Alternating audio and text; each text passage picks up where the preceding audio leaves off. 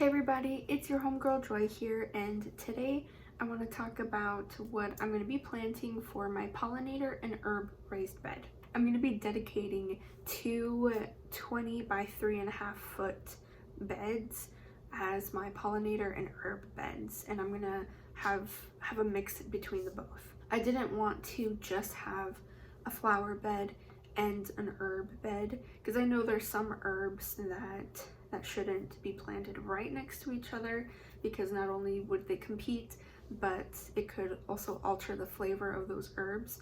So I want to make sure that I have like a flower herb kind of deal. So that's what I'm going to be doing.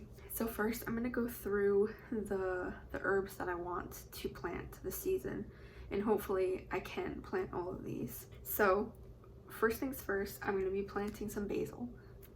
You gotta have some basil in your garden. It's so easy to grow, and I actually harvested these seeds from my basil plants last year. I had a lot that I let go to flower and I let them dry out. I just harvested those dry stalks and I collected all of these seeds, and they're pretty tiny and it took a while to do, but patiently I collected all of these seeds, and I am hopefully gonna never have to buy basil seeds ever again. Now, along with the sweet basil, I'm also gonna be planting this dark opal basil, and it's so beautiful and it has a great flavor as well. It's very similar to normal basil. It has a little more of a peppery note to it, but I want to grow enough that I can harvest this year. Last year it was definitely one where I wanted it because it was beautiful, and the flowers were beautiful as well. There were like a little light pink flowers, and yeah, I just wanted to grow some more of these. So this is going to be like an herb slash flower kind of thing. Okay, now I'm going to be planting a third basil, which is a flower basil. A basil meant to flower, but it's the crimson basil. If you don't know what that looks like, I'll insert a picture right here so you can see. It is a very beautiful flower. It has a beautiful vibrant color, and this is a picture that I took last summer. So I wanted to sprinkle some of these to yeah, just add a pop of red, you know. Okay, so next I have these cilantro, these coriander seeds that I want to plant soon, because cilantro does a lot better growing in cooler weather. Once that end of spring, early summer hits here, the cilantro's probably not gonna make it. It's probably gonna bolt, it's probably gonna die very quickly, because it gets very hot and humid very quickly here. I actually got these seeds from my mother. She collected some coriander seeds from some cilantro that she was growing in New York, and she sent them over for me. So I'm gonna be planting these and hopefully harvesting these. And my goal this year is to harvest as many seeds from as many of my plants as possible, so I don't really have to buy so many seeds again. Like, I don't want to have to rely on purchasing seeds constantly every single year to grow the vegetables that I want, or the herbs, flowers that I want.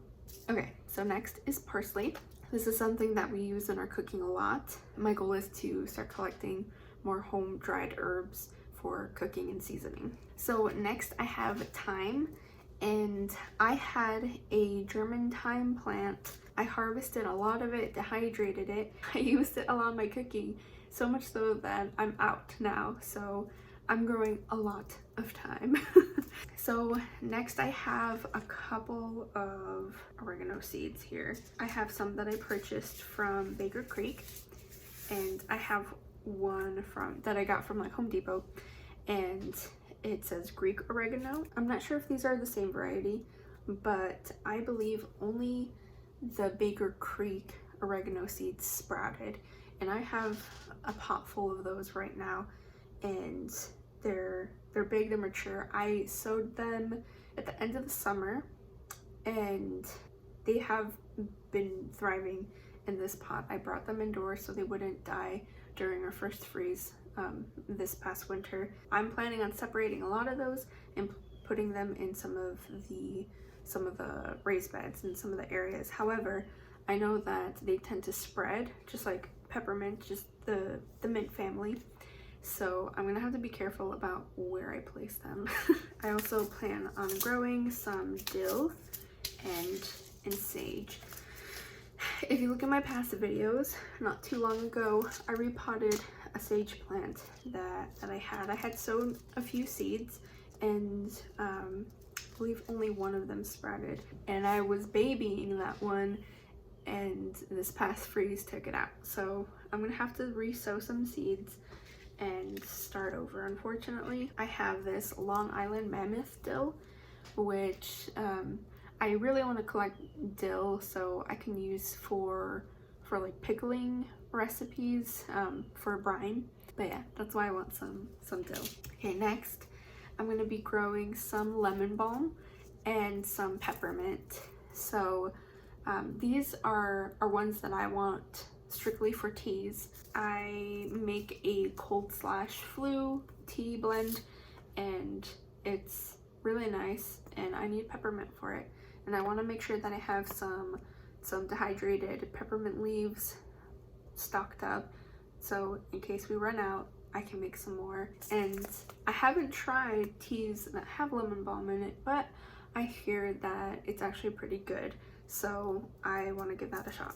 I'm really into making my own tea blends right now. I did a quick little 1-week workshop of making tea blends, and it was actually really fun, and it was free, so that was fun too. But it kind of rekindled that flame of wanting to make teas that I've had for a few years now, so I'm gonna be experimenting a lot with tea blends this summer. Okay, so the next herb that I want to have is chives, or our chives. And I want to have some chopped and frozen, and I want some dehydrated. I'm excited to have a more potent oniony flavor, because I tried growing bunching onions this past summer and fall, and I was successful at it, and it was a little container garden kind of deal, and I started harvesting some of those for dinners, and it just didn't pack the punch that I wanted it to. I didn't have too much flavor. I could taste some of the onion, but it just wasn't the same as chives. So I went ahead and got some chives from Baker Creek, and yeah, hopefully I can do some more with this and preserve it in different ways. Okay, so the next bundle of seeds that I'm going to show you are ones that I have to work on now to get ready to sow outside. And the first being this lavender. It says Munstead. I'm not familiar with this type. I have tried to grow these seeds before. Nothing ever sprouted. And this was a couple years ago, and then that's when I learned that lavender seeds need to be cold stratified. Now, I'm actually going to be making a separate video that's going to be coming up along with this video on how to cold stratify and scarify some of your seeds for better germination and for faster germination as well. Lupin also needs to be cold stratified, and so does milkweed. It helps just push things along so it doesn't take terribly long to sprout. I know that can be a little frustrating, especially when you plant at a certain date and expect it to start germinating and it doesn't. It takes like a month. But hopefully that will help. So I have these two really. This is not tropical milkweed, by the way, so don't come at me in the comments. This is not tropical milkweed. This is a normal orange milkweed, and this is your common pink and yellow one. I checked, I promise. If I made a mistake, however, of course let me know, because I could have missed something or the article could have been wrong. Okay, so the next couple of things is this Elysium. It's not Elysium, I think it's Elysium, but it's called Carpet of Snow. It's beautiful. My husband chose this along with the lupin. This I kind of want as some ground cover for certain spots of the flower and herb beds. so that way moisture doesn't escape as quickly as it usually does. The next thing is part of that whole tea kick of mine is chamomile. So I love chamomile tea so much.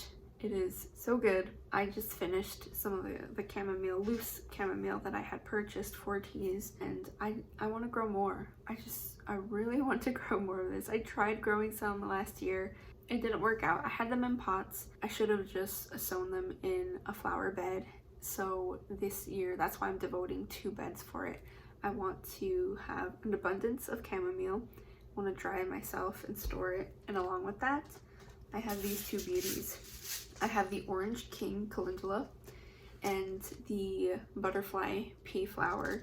This I know has some great medicinal qualities to it, along with the chamomile and some of the other herbs as well that I have listed. And Butterfly Pea is supposedly has a stronger sedative effect, a calming effect than chamomile does, which I thought was fascinating because I never heard that before. I just always known Butterfly Pea tea to be like that cool color changing thing, where if you add some lemon to it, that blue tea will become purple because of the pH change. There are some actually really cool medicinal properties in this, so that's what I plan on doing with the 2 pollinator / herb beds. And if you want to see other updates, especially quicker updates on how the seedlings are doing that I already started, you can visit my Instagram. I'll leave that right here. And yeah,